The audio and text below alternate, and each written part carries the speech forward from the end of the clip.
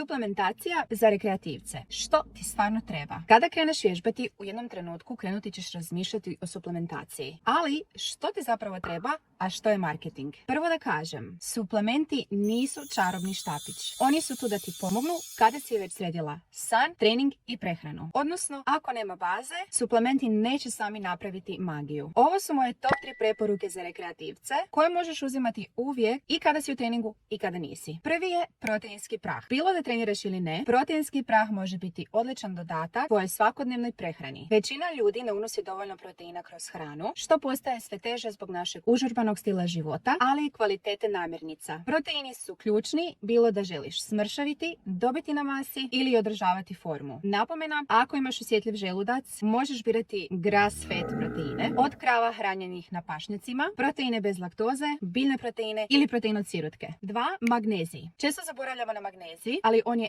esencijalan za opuštanje mišića, bolji san i smanjenje grčeva. Različiti oblici magnezija djeluju različito na tijelo. Zato je važno znati i razumjeti koji uzimati i za što. A u Fit i ženstvena metodi učimo i o tome. I 3. Kreatin. Kreatin je najsigurniji i najistraživaniji suplement. Ne samo za performanse, ali i za poboljšanje kvalitete života. Pomaže u mršavljanju, povećavanju mišićne mase i općem zdravlju. Njegovi benefiti su fenomenalni. Povećava energiju i snagu tokom vježbanja, čuva i regenerira mišiće, smanjuje umor, poboljšava raspoloženje i mentalne funkcije. Također navlači vodu, čime daje ljepši izgled mišićima. Ako te zanima više o tome kako ispravno koristiti suplemente i kako da ubrzaš svoje rezultate, pridruži mi se u Fit i ženstvena metodi. Komentiraj suplementi i šaljem ti sve detalje.